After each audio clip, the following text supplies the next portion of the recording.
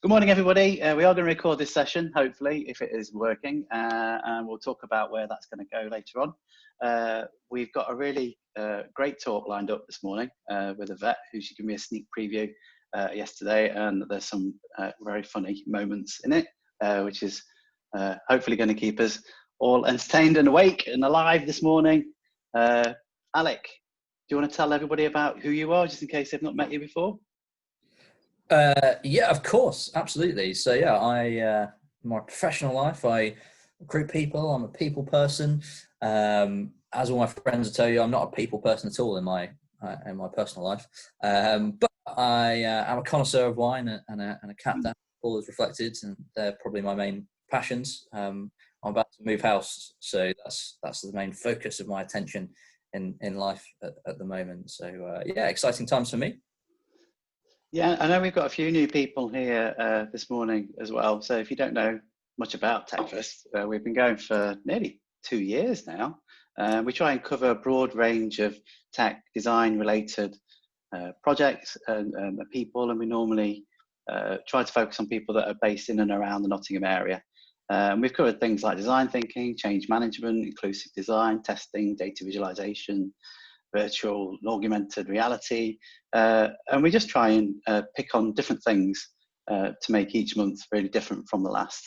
My name is Paul Bailey. I work for Spark, which are a digital design consultant, and you can often find me talking about design thinking, and I'm a full-time developer of 4 Tiny Humans.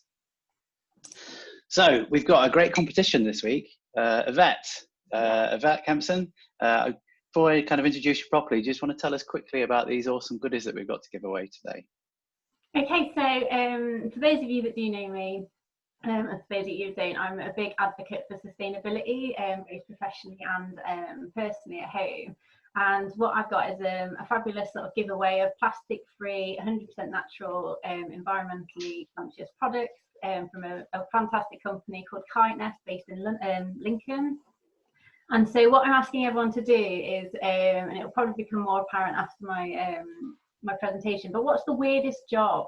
What is your weirdest job? And if you could tweet at hashtag #NotTechFast, and then my glamorous assistant Alec is going to go through and pick out essentially the weirdest job that people have had. And I will send all these wonderful 100% natural plastic-free products directly to your door. Yeah, I'm looking forward to seeing some of those, I think.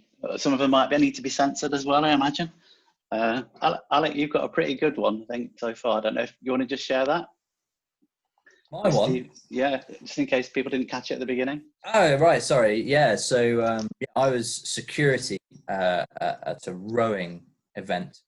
And I didn't make friends. I made enemies with a famous Olympian. So, yeah, a good story. At the time. It wasn't a good story at the time. Oh, Paul, those animations. You've been busy. Yeah, you see, I've spent a lot of time on this. Yeah, we're on YouTube and we've got 18 subscribers, which is something like an 850% increase from last month. But actually, we've got 3 talks on there from the last month. So we are recording these talks and we are sticking them online afterwards. And Rob's talk on home working has actually had over 100 views, which was pretty good, I think, considering he only did it a couple of months ago. But we've also got Mario's talk around agile, swimming in the waterfall, and Jessica White speaking in the virtual world. So if you want to go back, if you missed those talks, check out our YouTube channel. Notable nots. So I've got a little note here to see if we've got Anna on the call. Anna, I'm going to try and allow you to talk. Morning, Anna. Morning. How are you? I'm very good, thank you. How are you? I'm really good, thanks. So you've got something to tell us about women in tech, and you've got some workshops. Yes. Yes. Yes, thank you very much. So I'm an organiser for Tech Nottingham and Women in Tech. And at Women in Tech, we believe that obviously women are awesome, but we also know that women are still outnumbered, underpaid and undervalued. And that's just not good enough. And we want to do something about that. So we're running a few workshops where we can equip women and gender minorities with the skills they need to get over that and help them overcome those obstacles. So if you're interested, I will post the link to an amazing website where you can sign up to get more information. That's not.tech/WIT-workshops. So sign up there. You'll get loads of information through about what we're doing and where you can sign up and get tickets. Oh, and we're also looking for sponsorship. So if you or your company is interested in sponsoring, please do get in touch. Thank you very much. Great. What kind of workshops will they be then, Anna?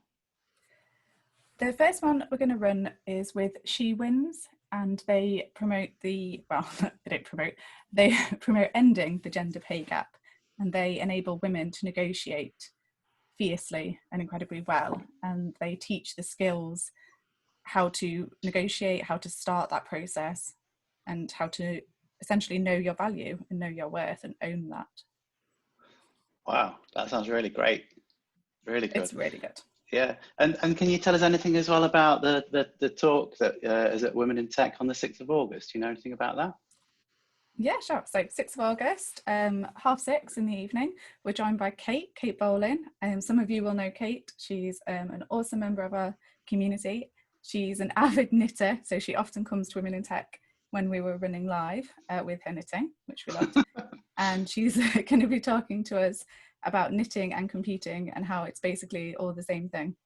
So I absolutely can't wait. And I think we'll be doing some little knitting workshops as well. So I'm really excited for that. Oh, that's brilliant. I'm a really big fan of Ada Lovelace, and I'm really interested in a loosely connection with Nottingham. But it's a really fascinating story, that whole progression from the kind of jacquard loom and punch cards and things. So that'd be a really good talk. I'm sure a lot of people will be interested in that. So hopefully we'll see. I'll post the link for that one as well. Yes, we'll see you there. Or if you want to, you can stick it on our Slack channel, because Alec would love that. It would make his day.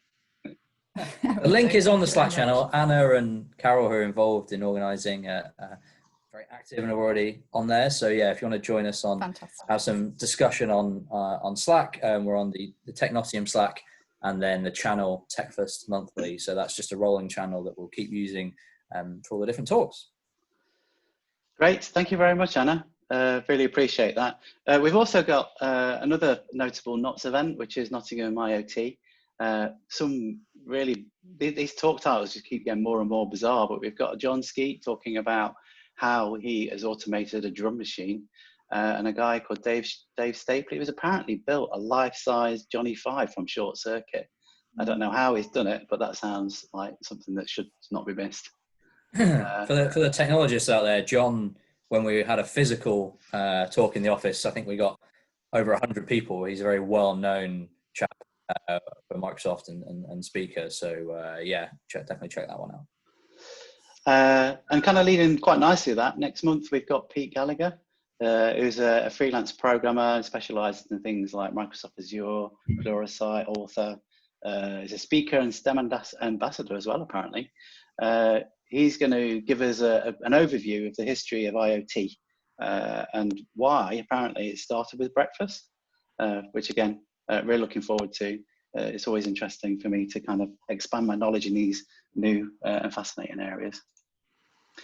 So if you get inspired by Yvette's talk today, we have got a pretty good lineup for the rest of this year, but we will be looking for people to do talks next year, which gives you plenty of time to get some practice in. We're also thinking about doing a TechFest Christmas buffet in November, which might be a series of mini talks. And we'd really love to see the wider community in Nottingham voice their expertise and tell us all why they're awesome. So if you're interested in doing that, get in touch with us. Okay, so now onto the main event. We're going to have a little switcheroo, but firstly, introduce Yvette Kempson. I've known Yvette now for about a year. Is it Yvette, maybe? She is very resilient, she's energetic, and she's got a brilliant talk for us, which does involve animals and probably children. So I'll be interested to see how this goes.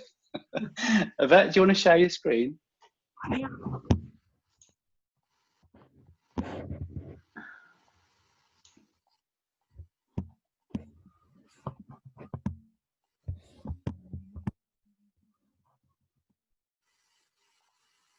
Look at that, seamless.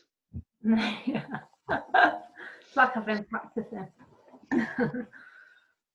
Okay, good to go. So I just want to say thank you for everyone for coming. Appreciate it's early morning, and it's just nice that everybody's come. I'd like to shout out to my family because they're all attending today as well. And you know, one or two of you get mentioned in this anyway, so good time. So my talk today is about going above and beyond your day job and my transformation story, which is essentially how I got from A to B. From the little me to the woman in tech, you know, technical person I am today in the BA role. I am going to whiz through these, so if anybody you know, wants more details on any aspect of this, please contact me afterwards. I'm available on all the media sites as usual, and obviously the Slack channel as well. So where did it all start? Oh, at the beginning of the presentation, apologies. Where did it all start? It basically started with my mum. Now, my mum was essentially a single parent as I was growing up. And when the school holidays and things hit, she had no alternative but to take me and my brother into work with her. Now, my mum routes overhead underground power cables, so she spent a lot of times on agricultural land, on farms and stuff like that. And as the relationships grew with the farmers, my mum found herself in a position that she could sort of drop me and my brother off at the farm gates while she went off and did her, you know, sort of her job. And then me and my brother would sort of be left on the farm to kind of entertain ourselves. And I was that child that was just really annoying. And I'd always ask, why are you doing this? And the poor farmer had this little person following them around. And I was sort of saying, why are you doing this? Why are you doing that? What are you doing? And one of the biggest farms was a lambing farm, actually. And so over a period of time, I actually started to help assist him lambing at a very early age, just because I was interested in what he was doing. I wanted to understand more. And that's kind of where it all started, really. So I'd got a keen interest in agriculture at this point. And when I reached the age of 13, you're actually allowed to work within the agricultural sector. So at the time, and so I went to the local White Post farm, which was local to my house, and I started working there, doing various jobs around the farm, being animal handling, so you know, showing the children how to hold the baby animals appropriately, which again was a mega stress if anyone's been there or had their kids holding little baby animals. But it also enabled me to work in the gift shop. I worked in the canteens, I worked in the feed areas, and really got like a really good overall understanding of how that, you know, how that enterprise worked from quite an early age. And this is actually where I implemented my first kind of process improvement, if you like. So every week the senior managers would write up the rota and then send it out to everybody. There's quite a few kids and stuff working. And then the rest of the week they'd be having loads of emails, loads of phone calls because people couldn't work or they'd got an event that day and this and the other. And it was just a nightmare trying to get the rota sorted. So I basically came up with the idea of just putting a calendar, you know, a calendar with sheep on it or whatever it was, up in the staff room, and people could add the days that they could work and the days that they couldn't work, which revolutionized the whole of that process because the rotas got done, bar a couple of changes. It actually made that whole thing a bit more streamlined, and they were like absolutely grateful. And it was just a simple little thing that I could implement quickly that actually resolved a huge problem for them. During this time, I started doing Duke of Edinburgh Award as well, and one of the options was to help the elderly. So again, I contacted the local elderly people's home and I started working there just to get the experience for Duke of Edinburgh. And that involved basically cleaning. Obviously I wasn't qualified to take care of the elderly, but I started cleaning. And within that cleaning job, I saw that there could be improvements. So what we were instructed to do was just to go into one room. They were all individual rooms with their own sort of like separate toilets and things. Or commodes as they were, and we were instructed to just go and clean that room, come out, go into the next room, go out, come into the next room, where this took quite a bit of time because you were constantly juggling your gloves, different cleaning equipment and stuff like that. So I decided to kind of modify it and do it my own way. So the first thing I did was I went round and emptied all the toilets, in the old people's home.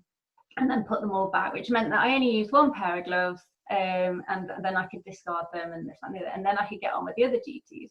And by doing that, and by kind of utilising my time better, I found that I was finishing my job, you know, really early compared to some of the other girls, in which case I could then go and help in the kitchen, or go and help with the old people.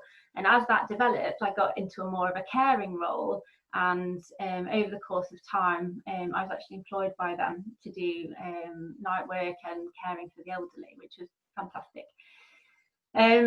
Also, as part of Duke of Edinburgh, one of the options was taxidermy. So if people don't know what taxidermy is, it's essentially the preservation of species through essentially stuffing them, really. So if anyone's been to Wollaston Hall and they've seen all the vast array of wildlife that is on display there, that's basically what taxidermy was. And when I pointed it and asked what it was, again, I've got quite an inquisitive mind. I wanted to know what all my options were. They actually turned around and said, "Oh, don't worry about it. No one's picked it for about 10 years. So I was like straight with my hand up going, well, I'm picking it and I'm going to do it. So they got into contact with Don Sharp at Wollaston Hall, and that's when I started doing taxidermy as well. And I did it for Duke of Edinburgh. I also continued to do that afterwards during school holidays and things like that. And I actually found a locally sourced person who actually did that as a business, and then which I helped him as well during school holidays and stuff like that. That was also the year of the mouse bookmark, and I'm sure my mum is sat there cringing now. And that is actually the first time that my mum gave me a very valuable lesson in my career, which is never, ever, ever, ever, ever bring your work home with you again. And so I hope everyone's enjoying their breakfast. I know, yeah, so it is. The masters again, mainly, just so that everybody is aware. So anyway, at school, I actually really struggled, and it wasn't until a lot later in my career that I was actually identified as being dyslexic, so or slightly dyslexic. There's lots of different forms, and so I really struggled with mental arithmetic and written English. And that's not to say that, you know, I can't do these things. It's just that I do them in a slightly different way. However, it did become apparent that I was very creative and I was very practical. So I liked making things with my hands, and I kind of saw things in a kind of wider field, if you like. Whilst I was there at school, we got the opportunity again to do a bit of work experience. And at this point, I was quite into my animals, obviously with the history that I'd got, and also the pet passport plan was just coming out, which meant that you could then take your pets on holiday with you, which was something of interest to me. And so luckily I had connections in Germany, which is where my father lived, and we managed to make contact with Frankfurt Airport in Germany, who are one of the largest animal quarantine facilities in Europe. And so I made the decision to apply, and I got the job. Luckily, I could stay with my dad and he could support me through that. And basically, I went to Frankfurt, I went to Germany, and I worked in the animal quarantine area, basically looking after the animal, checking welfare, checking, you know, the paperwork and everything was correct and stuff. Absolutely fascinating. And again, like always asking questions like, what happens when this happens, and why are they being transported here, and why do they use a certain material to transport them. Also looking at the illegal side of the operation as well, like people were smuggling animals in, and again looking at the process of that and how that eventually the animals had to be put down and the reasons behind that, which again quite fascinating. And one of my key achievements here was that as I was sort of working there day to day, I noticed a lot of people were really struggling with the paperwork. So when they came in, they had to fill in the form in order to release their pets and animals and stuff. And when I actually looked at the form, the boxes were really small. There was a lot of information. You had to write your address in a one-line format. And so I actually took that home with me one evening, and working with my stepmother, who's a fluent German speaker, we actually managed to create a separate kind of terms and conditions page with all the kind of information side of it, and then actually change the form that they had to fill in to make it more user friendly. You can actually read what they'd written and stuff like that, and they're actually still using a form of that form today, which again is quite exciting. And yeah, that was something that I did just purely off my own back. I saw a problem and I thought, you know, how can I help them resolve it? And they were not IT savvy people, and this was done purely on an Excel spreadsheet, again with support of my stepmother at the time, and yeah, we put that process improvement in for them as well, which was good. So I'm now getting to sort of to the end of my school life, and we had a careers advice come in, and basically I did struggle at school, so my grades weren't the best. But I was very enthusiastic, and you know, I loved animals. It was very apparent. So when they did, you know, they put all the information into their, you know, dot matrix machine, and they brought out that long list of available jobs. The top two for me for my career progression was a dog groomer or a fish farmer. So I was actually allergic to dogs, so that was my first option out, sadly. But then I thought, right, fish farming is the way for me. So let's go and do this. So I started, and I went to uni. I went to college, I went to university, and applied, specialised in applied animal science. If I'm going to be a fish farmer, then I obviously need to know, you know, all about it. And what happened was, I went into the agricultural sector, but I actually fell in love with the dairy side of things.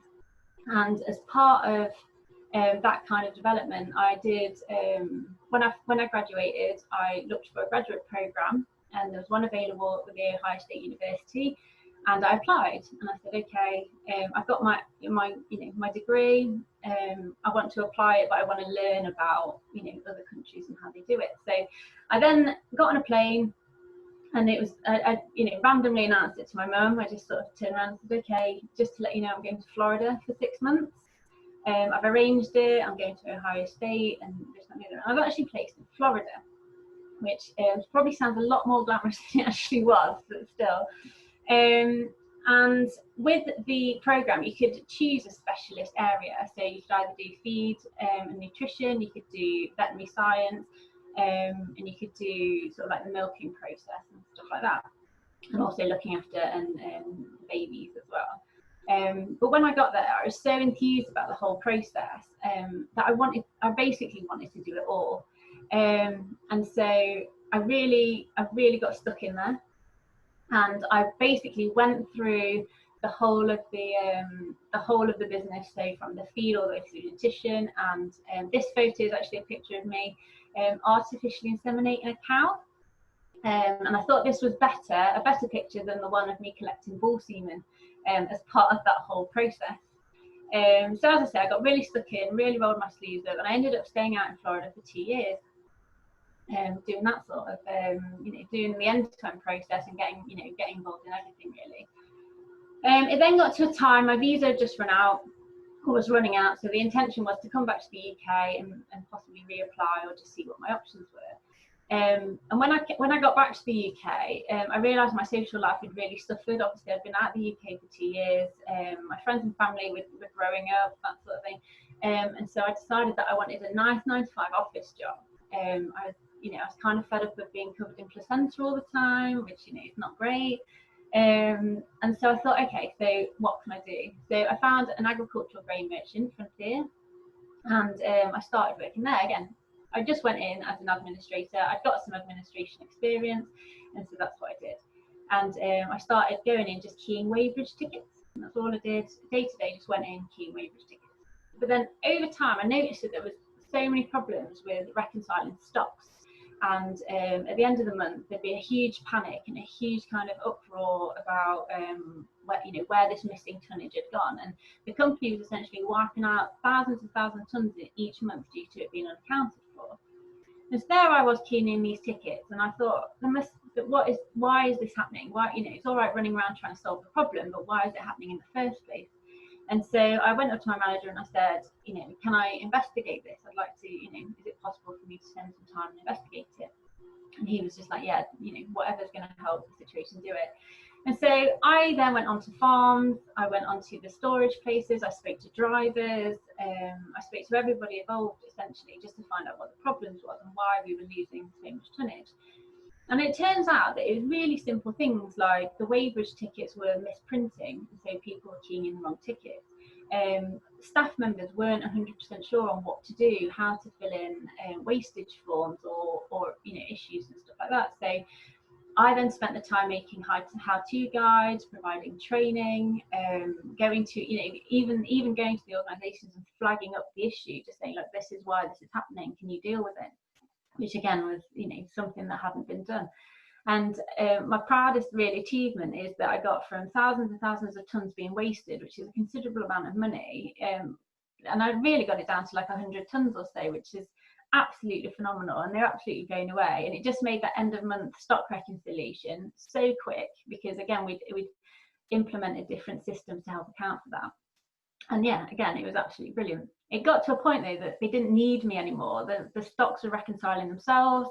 I was a kind of a bit past keying in tickets, so then I went and did fertilizer in Frontier, and essentially did the same thing. And then I also did feed. I also did seed, and then as part of that I also got into logistics as well, so understanding how the grains were delivered, the drivers and stuff like that, and basically started working in logistics as well, which massively improved my knowledge of the world, and sort of where Cambridge was, which was totally different to where I thought it was originally. I was then headhunted by a competitive company called Gallagher. They'd heard about my work, and they wanted me to basically go in and help them. At the time, I'd kind of done all I could, or felt that I could do all I could at Frontier, so I decided to take that leap and move.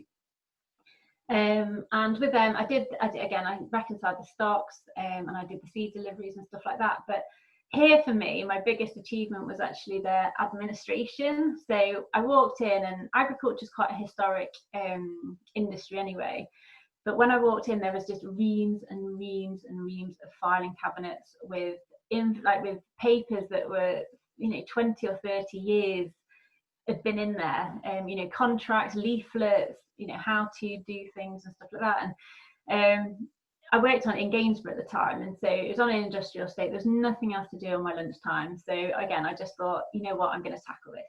And so I systematically went through each filing system, getting out all the relevant papers, seeking out who owned them, or who could make that executive decision on whether we kept them or not, and basically trimmed that down. I also made them paperless to a degree. They love paper in agriculture, they did, probably moved on now, but I did manage to scan them in and set up a digital filing system for them, so just to save them having 15 filing cabinets. And as part of this process, there was so much paper being kind of tossed away that I then thought, okay, well, what can we do with this? Which is where the environmental aspect came in. And I set up some recycling schemes. So I contacted other local businesses on how we could utilise all this paper. And again, they had a kind of drinks fridge, so there's lots of cans of Coke and stuff like that. And again, I contacted somebody else to come and pick those up and take them away. And again, that was one of my biggest achievements there, is just going through that that process, because it was a nightmare trying to find anything. If you wanted I wanted a contract, it was literally like a needle in a haystack trying to get it. But once we digitalised that and got rid of the clutter, it just made their systems and processes a lot faster. So that was Gallagher. During this time as well, I always constantly need to be challenged. And so I decided to learn a language, and I thought, right, okay, I looked on the local college and Spanish was there. I thought, yeah, Spanish is very widely used, I'm going to do that. And then as I was looking through the list of options, because again, I need to know what all the options are, I actually saw British Sign Language.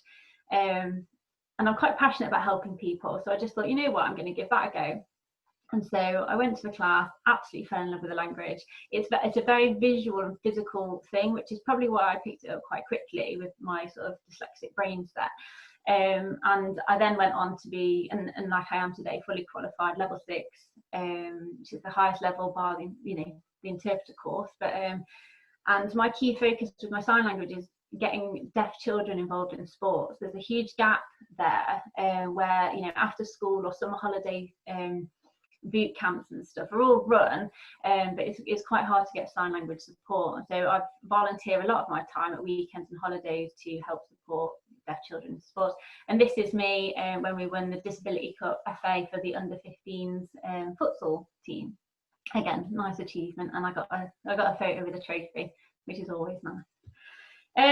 So I've been working at Gallagher for some time. I sorted out their filing system and stuff like that. And then we actually got the devastating news that my grandfather passed away, which in itself was sad. But that's also flagged up an issue that we hadn't really realised was building in the background, that my grandma had actually developed Alzheimer's and was severely sort of deteriorating. And my mum, who again has got one of the biggest hearts, decided to take my gran and move her in with us. Move her in with my mum. But my mum was finding it really challenging. I mean, if anybody has cared for a relative or a friend or family member, it is quite hard, emotionally and physically. And so I actually took the decision to stop my career and go and move in with my mum and help her support that time with my grandma. And my grandma was deteriorating quite quickly, and there was a lot of things that she couldn't do. She couldn't go to the bathroom by herself. She didn't know what day of the week it was. She didn't even know, she thought she was 24 for a lot of this period of time, so she'd talk about her job. But instead of looking at the things that she couldn't do, I actually focused on the things that she could do. And so my mum was constantly blown away when she'd come home and she'd see me and my gran baking, not something that she thought was possible. My grandma was also a massive lover of knitting. And so one day I thought, you know what, let's try that. And so, even though my grandma was kind of completely oblivious to the world, she was sat there knitting and doing quite a good job of it, actually. And it's just, for this lesson for me was, it's not always, you should always try new things, and you should always, focus on the cans instead of the can'ts, because you're more likely to get a win with a can than you can with a can't. If that makes sense. So my gran eventually deteriorated and went into a nursing home. I then decided, okay, I need to get a job again, move out of my mum. And so I looked for, again, agricultural field, administration, because I was good at that and it was quite easy for me to pick up. And I found a job at Bowler Eggs, which was just down the road in Derby. Now, they're a free-range egg management partnership, and they have a lot of franchisees with over 160 farms up and down the country. And I went in there as an administrator, just helping out with basic admin tasks. It was soon apparent that I'd got quite a lot of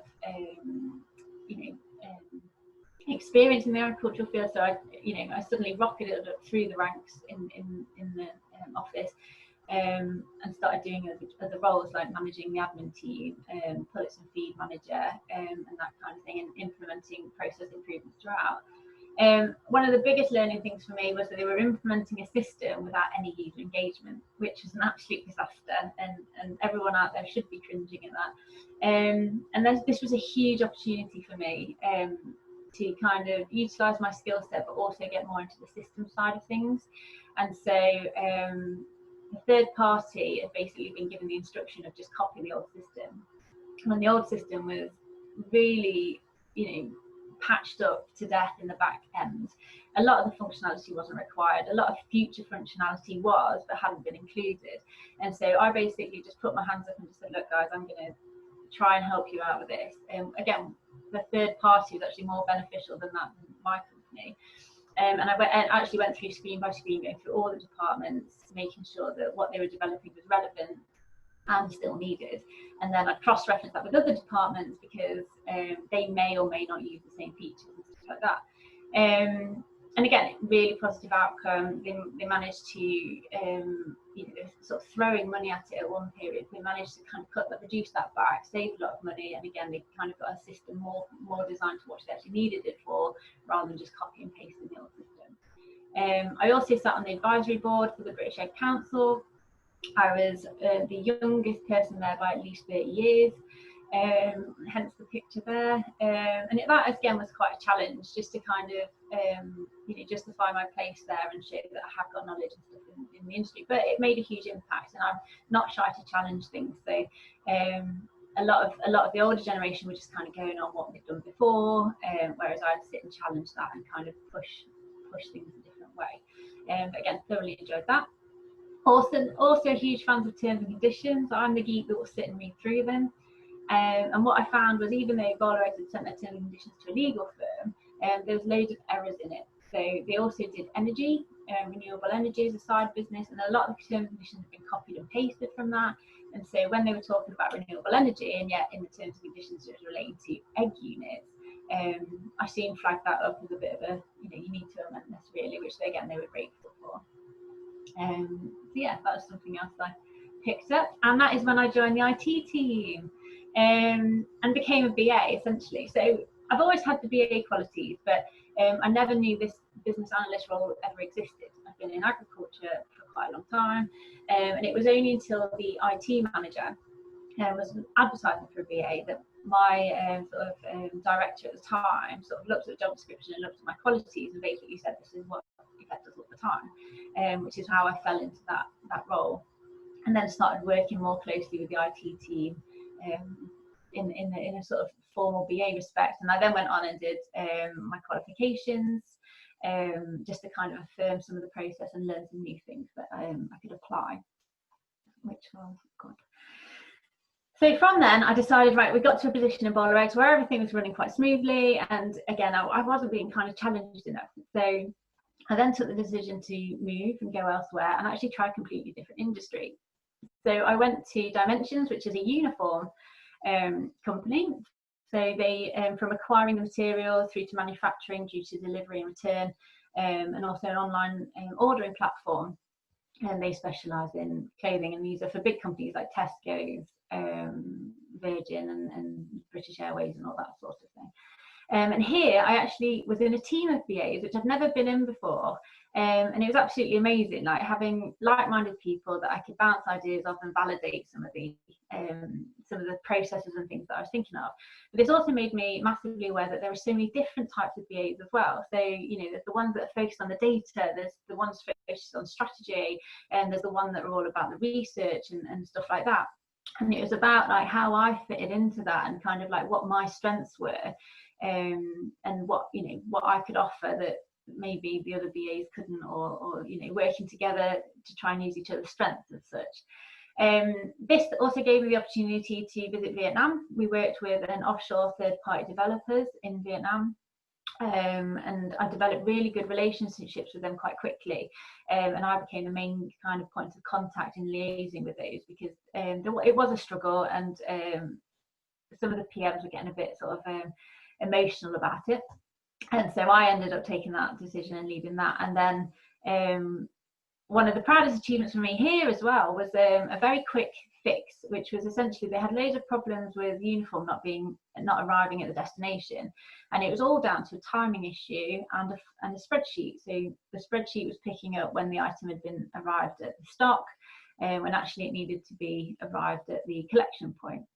And that was one of the quick wins for me there, and just again something that I thought, okay, well, let's just investigate the core root of the problem instead of trying to fix it constantly.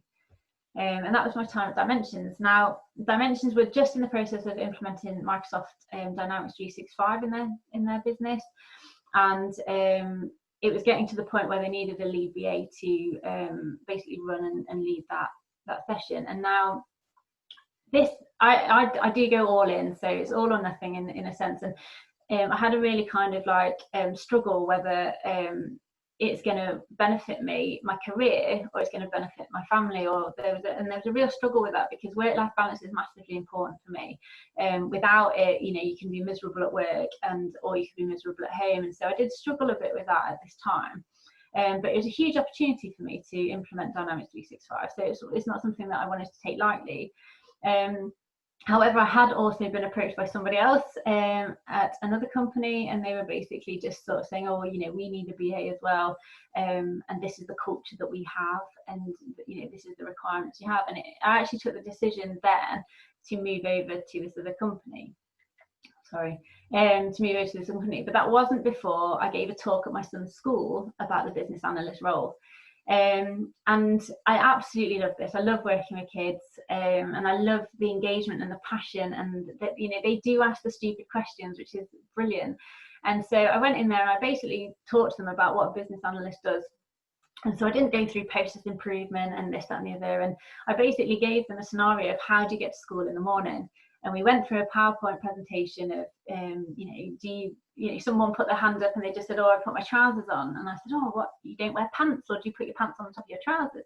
And it got a lot of laughs, and we talked about ninjas and dragons and transportation to school and stuff like that, and it was really engaging, and and a lot of the kids were talking about it quite a while afterwards, which is nice.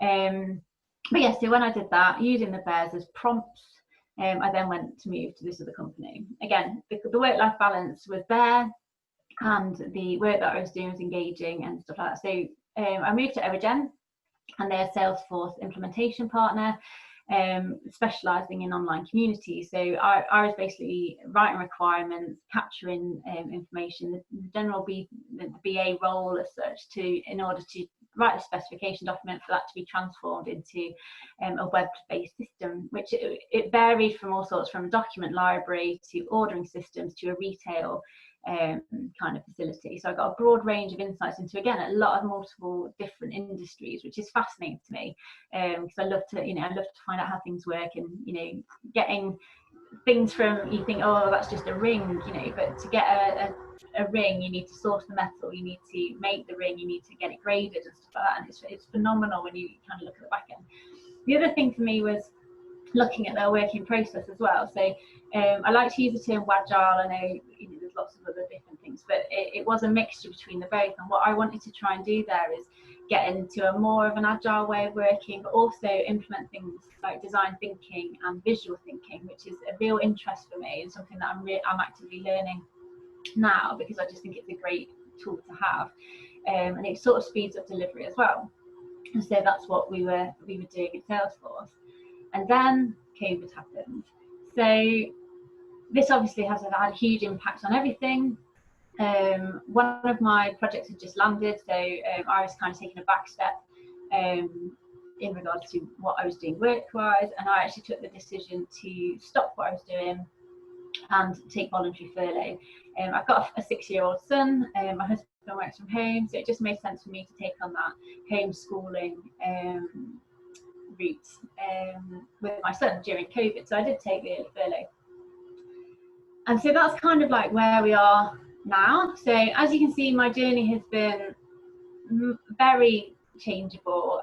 I've gained a lot of experience just by putting my hand up, trying something new, not being afraid of giving something a go. And I've kind of got to the position that I am now.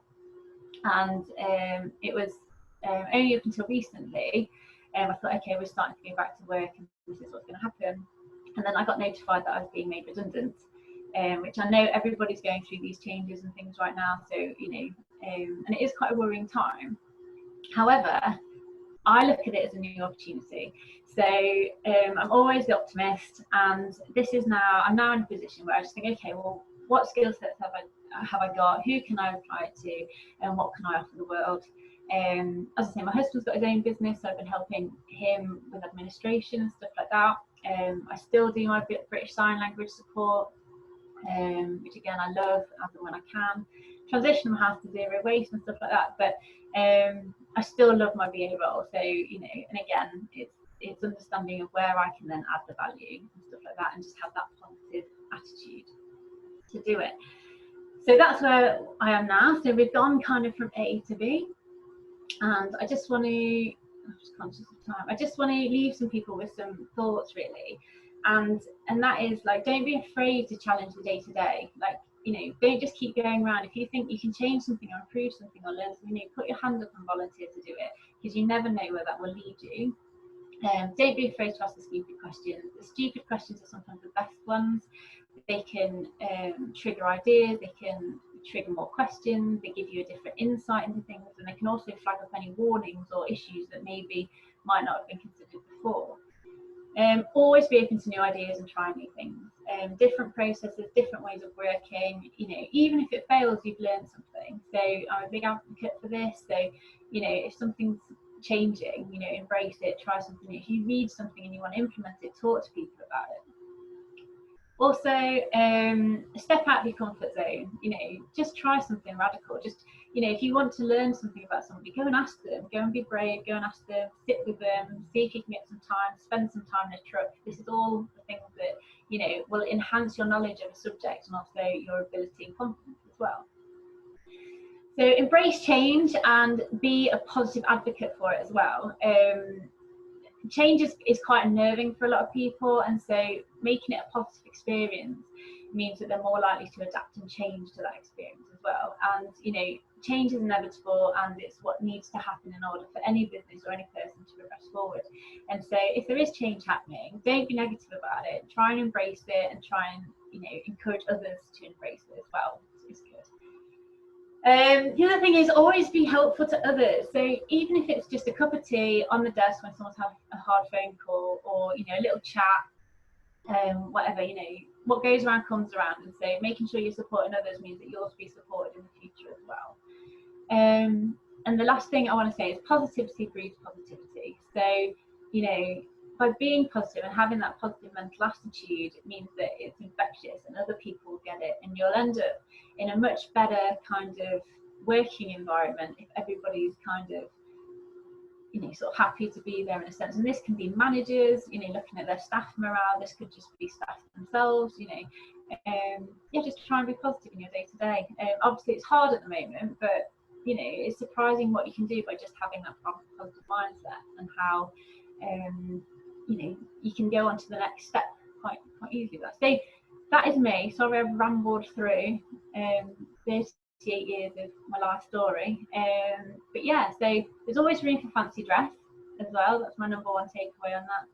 And thank you very much for being here, being present, and sitting through my presentation. So any questions really? If you want to submit a question, there's a little QA box at the bottom of the screen. Looks like two little speech marks. Yeah, so fire those questions away. Lee has got a question. Lee asks, these slides are amazing. Can you tell them how they were created, please? Yes, so as part of my visual thinking journey, I started just doodling on bits of paper just to kind of get my confidence up with them. And then what I've started to use is apps on my iPad with it's not an Apple Pencil, but it's a similar thing. And the first app that I used was Concept, which is a free app available, and it's a bit like Paint, but you can use your finger or you can use a pencil, as I say, and it's quite a nice way to kind of digitalize your artwork. Since then I've been doing a bit more investigation, and there's a lot of people using Procreate, which is a paid app, but it's absolute value for money. It's only $9.99 on the App Store. And again, that's and you can do videos and animations on that, which I'm just kind of getting my head into now as well. But yeah, and it's a very simple, very intuitive system, and there is so many videos on YouTube as well for it. So if it is something you're really interested in, definitely recommend those tools. Start with Concepts if you don't want to kind of put that investment in, but when you see the benefits, then Procreate is probably the way to go. But yeah. I can definitely second that. I've used Procreate for quite a long time, and anybody that has used any of the kind of professional tools like Adobe, it's up there with Adobe Illustrator. It's really, really powerful, but it's easy enough for the kids to use. So I know the kids have got the iPad, they're always doodling away with it. But yeah, it's really worth that 10 quid. We've got another question as well. I'd love to start learning visual thinking. What how would you advise me to do it? This is from Thando. Okay, yeah, okay. So I just started doodling myself anyway, but I then found an online sort of webinar course, which was over 15 days. So it was a couple of hours over 15 days, and I had to pay, I think it was €15 for it, but it's got again, absolutely value for money, because it had all the tutors, the kind of top end tutors. So the author of Visual Thinking was there, Mike Rhodes was there, and loads of other people, all doing like different kind of topics. And that is, I think that's still and I'll send the link or put the link on Slack. I think that's still available as a recording course that you can do, and I would thoroughly recommend it, because I say it was a 15-day course, and obviously with it being recorded you can look back, but it really just meant that I was doing it every day. I was learning new tricks and skills, about shading, utilizing of different images, and how you would, how do you do one for love and stuff like that. But again, YouTube's a great source, as well as, you know, just linking with visual thinkers on LinkedIn and the social media sites, and just kind of practice constantly. I mean, I'm always doodling. I've got a young son, so we're always doing it anyway. But yeah, just practice that. And I'll send the link to that visual course, because that was a really, really sort of substantial thing for me to do. There's a number of really good books out at the minute as well. One's called Visual Doing. I'm just trying to see what it's called on my bookshelf, but I can't quite see it. But I'll put a link to that in the Slack channel as well, because it's got some really good ways to get people started, which is often the initial barrier, isn't it? It's like, oh, I can't draw. And then somebody... Yeah, that's the thing. A lot of people say they can't draw, but you don't have to draw. Like, you know, you could do a circle with a red circle with a green stick on the top, and that's an apple. As long as people know it is an apple, it's an apple. You know, you don't have to be able to do 3D shading and modelling and stuff like that. You know, as long as people understand that representation, then you're halfway there. The rest of it is practice. So. Yeah. We've got quite a few people saying thank you. So we've got Emma Keeling saying, awesome job, Yvette. And we've also got Sean Hare saying, great talk. Agriculture to tech was a transition for me too. And Sean's got a very interesting job tweet that he tweeted about, which, Alec, have you been keeping an eye on that Twitter feed? I have indeed, yeah. So there were some good entries. So what I did was put a few of them into a randomizer, and came out as the winner. So Sean is the lucky recipient of the products. We may throw in a mouse bookmark if we can find one. A shrew, other options are available. Yeah, I did wonder if they came in other animal types. I've got some quite big books at home. You get like large. Alec, what was his job? Sean? Yeah. Sorry, yeah, let me read it out. So he's mentioned here the agriculture to tech was a transition. So sexing day-old chickens. I've done that. And duck farming as well. So yeah. Oh no, that's a hard job. That was really hard. No, I thought something on QI. I remember that being like a really tricky thing to do, or very. Yeah, there weren't many people that could do it. So yeah. Well done, Sean. We did also have, just from memory, someone who worked in the sort of local amusements down at the seaside. That was an interesting one. And someone said working in their sort of school IT department when they were still a student, they were like a student teaching the students. So it was it felt like a really weird sort of time for them. So lots of good conversation there. Good.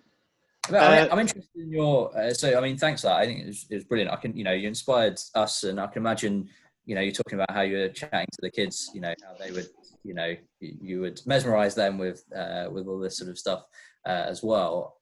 I guess I was interested. Maybe this is just an ideological type thing. Is whether you feel with all those things that you were perhaps always destined to be in the sort of job your career you have been now, or you just think it was just lucky, things that... No, I think I think I was born a BA, but I think one of my kind of biggest things was the fact that, during the early years, the careers advice, that they weren't looking at these types of roles. They weren't aware of these types of roles, in the sense that if my careers advice person, instead of giving me dog grooming and fish farming, actually came up with something saying, oh, you're quite practical, maybe you should look at tech, or do you know what I mean, those sorts of things. And it's kind of, for me, it's about educating yourself about the different roles available. I didn't know I was a business analyst until the job role came up with the criteria. Likewise, I could fit an engineer's qualifications, do you know what I mean? And it's about kind of educating. And again, with this redundancy that I've got now, I find myself in a position going, okay, well, I absolutely love my job role, but is there something else that I could apply the same skill sets to with the same amount of passion and enthusiasm? And so sometimes it's a bit like, you might work in accounts, and you've been working in accounts for 17 years, but there's no harm in just looking what's out there and what criteria you can meet, or if there's any gaps and you want to transfer to something else, what those gaps are and how can you attain that skill set. I'm really passionate. I am that kid that just asks why all the time, and I do ask the secret, and I love it. I love that kind of that mentality of wanting to know everything. It's a great.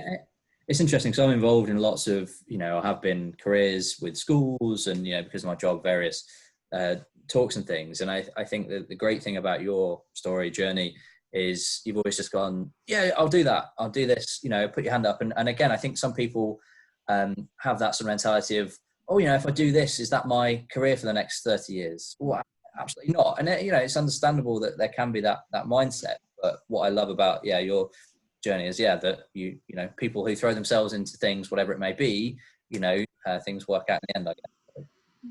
And at the end, even volunteering, I've done a lot of volunteering in the past just to gain experience or just to experience the side of things. I've sat in lorries just driving around farms just to see what the drivers do. And for all I know, that could have triggered a love of logistics. Do you know what I mean? It's just about putting yourself out there. So. We got one final question from Lee, who asks, have you thought of being a career coach? Yeah, I do actually. To be fair, I do a lot of. I'm always volunteering for stuff for the kids anyway. So I do, and again, I've just done a talk recently about for women in leadership, inspiring confidence, and stuff like that. So yeah, I'm always up for kind of doing that sort of thing. And if anyone's got any talks or whatever they want me to jump in on, just give me a shout. I'm more than happy to kind of tailor anything to that. But yeah, I'm very passionate about getting kids involved in an early age. I don't think, especially in the tech industry, and I know there is a lot of change happening now and a lot more of a push, but I do think showing people that you can be female, you can work in the tech industry, and you can be successful in it is really important for me. So yeah, doing talks at schools and stuff like that, I always volunteer to do that sort of thing anyway. And as my son grows up, no doubt I'll be plaguing him for the rest of his life at career fairs and stuff like that. So yeah, but if anyone has anything that they want me to jump in on, I'm more than happy. I love to talk, you might have noticed. So, yeah. Right, taking that cue, time to wrap up. Thanks ever so much, for coming along today. I really enjoyed learning your crazy story, and I actually loved your illustrations. I know you're a bit apprehensive about using that kind of approach, but I think it was great, and I think quite a few other people thought that too. So thank you very much. Next month we've got Pete with us on Thursday the 27th to give us a rundown on the Internet of Things, and I'm sure he's going to be talking about why our fridges need to be connected and a whole bunch of other stuff, and we're really looking forward to seeing you then. In the meantime, have a great rest of the month, and take care. See you soon. Bye.